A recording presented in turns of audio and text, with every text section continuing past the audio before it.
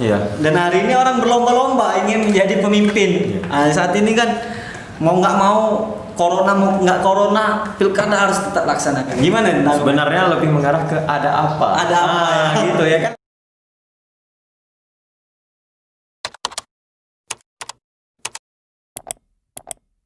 Kan sosok gubernur termiskin. Ini kan aneh. Innalillahi wa inna ilaihi raji'un.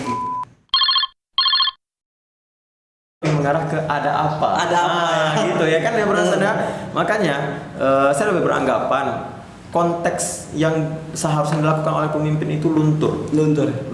Iya. Maka orang mampu untuk berlomba-lomba tadi karena ada sesuatu kepentingan yang ingin mereka kejar di sana. Alasan. Cobalah mereka mengingat pertanggungjawaban tersebut. Mereka akan berpikir, bahkan dia lebih berharap orang lain loh yang mencalonkan kita. Benar-benar. Bukan kitanya gitu ya kan? Karena saingan beratnya tadi Bro Hasan. Nah, disitulah gambaran yang ingin saya berikan. Makanya memang dengan kondisi pilkada di sini, ya mau nggak mau, ya coba perhatikanlah sosok yang nantinya itu benar-benar pro rakyat, kepentingan rakyat Bro Hasan. Betul. Nanti jangan ketika mau pemilihan ini turun. Benar. Sibuk yang ngasih banyak apa ya, sembako, nanti kasih sarung.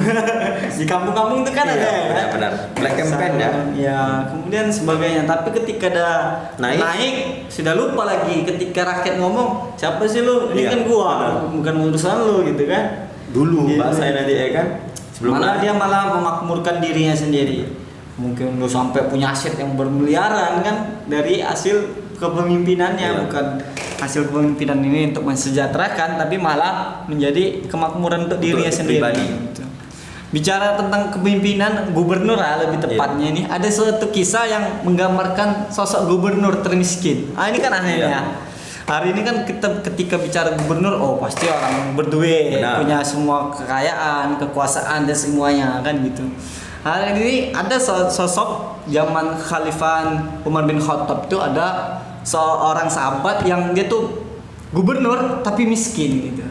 Ya ini satu ketika Umar bin Khattab ini untuk mengecek siapakah di lingkungan di daerah ini yang miskin katanya.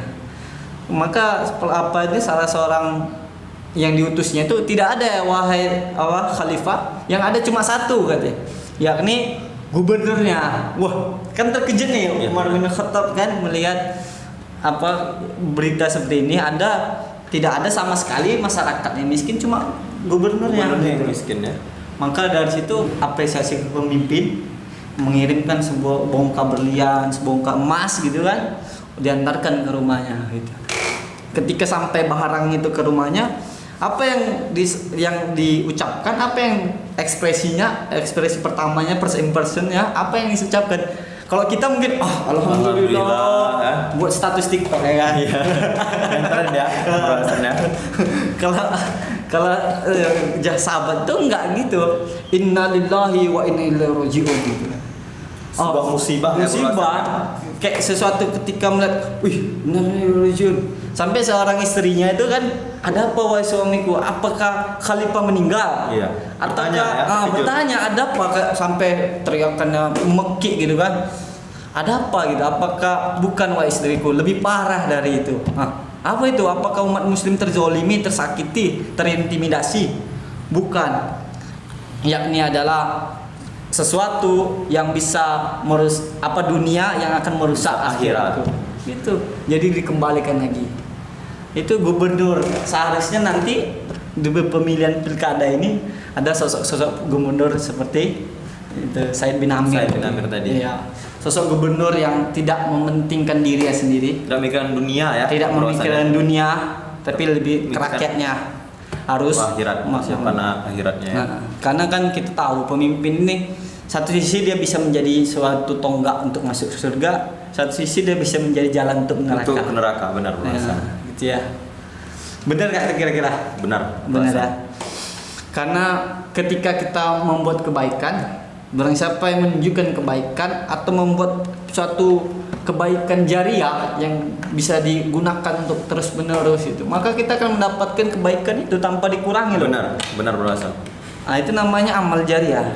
Tapi ketika kita mengalir terus. Benar. Ketika kita membuat madrasah, ketika kita menjabat nih ya, menjadi gubernur, kita membuat pesantren, dirasakan manfaatnya, ya kan? Manfaatnya. Mungkin pesantren gratis untuk orang-orang yang tidak mampu kan.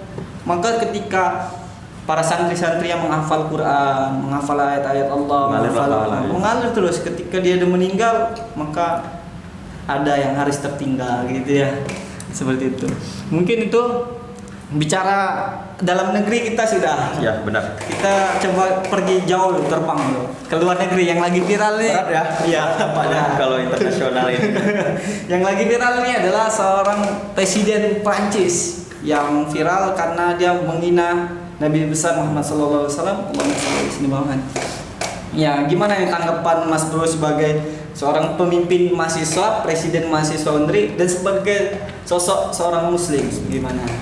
Pertama, yang dilakukan oleh Presiden Prancis itu tidak menunjukkan sikap dia sebagai seorang pemimpin, Bro Hasan. Karena kita nih tahu ya kan, kalau seandainya sebagai seorang pemimpin itu apa saja sih harus kita jaga. Iya, benar. Sekaligus ya mau nggak mau, mereka itu harus memikirkan bagaimana cara memakmurkan. Yang utama dipikirnya itu memakmurkan. Bukan malah untuk menciptakan yang namanya itu kegaduhan terhadap masyarakat yang sedang dia pimpin. Ya. Jadi memang kita menilainya itu dia tidak menggambarkan dia itu sebagai seorang pemimpin nih, Hasan. Berarti dia pemimpin itu adalah cerminan dari masyarakatnya. Masyarakatnya seperti itu. Jadi kita gambarkan kalau seandainya seorang pemimpinnya saja seperti itu, tentu masyarakat akan menggambarkan seperti yang dia lakukan, ya kan? Mau nggak mau dia telah menunjukkan sesuatu yang nggak baik, nggak bagus ya. Nggak bagus. Karena saya sebagai seorang Muslim, benar-benar sangat menyayangkan sikap tersebut.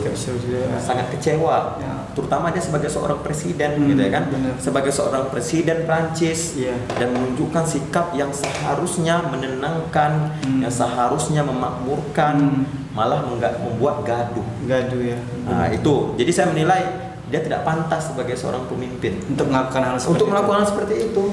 Terus gimana ini tanggapan terkait itu? Banyak presiden-presiden yang muslim itu menyerukan untuk boykot. Ya. Gimana nih? Setuju nggak kira-kira? Kok saya setuju saja, Bro Hasan. Dikarenakan itu sebagai bentuk pengingat bagi dia, bahwasanya bagaimana kerukunan tadi yang kita jaga gitu kan. Tapi dia malah memunculkan namanya itu apa namanya sekat-sekat. Mentang mungkin di negara dia lebih tinggi ataupun mayoritasnya bukan non muslim gitu ya kan. Tapi ketika dia di negara muslim, bagaimana perlakuan orang muslim terhadap mereka? Seharusnya dia membandingkan ke arah sana. Maka boykot tersebut untuk mengingatkan dia. Salah satunya. Benar. Jadi kalau teman-teman ada yang buat gini, di lagi viral juga nih. Saya makan produk dari Prancis. Terserah saya, karena kan Rasulullah tuh kan memaafkan ketika apa? Ini berkaitan dengan keberpihakan. Ketika kita memahami sosok Rasulullah SAW itu, bagaimana dia menjadi panutan kita, gitu ya kan? Ya ketika kita menggali sejarah-sejarah beliau, menggali bagaimana apa yang dia lakukan untuk umat Muslim ini, ya kan? Sampai menjadikan negara Muslim ini, Islam ini negara benar-benar berperadaban, gitu ya kan?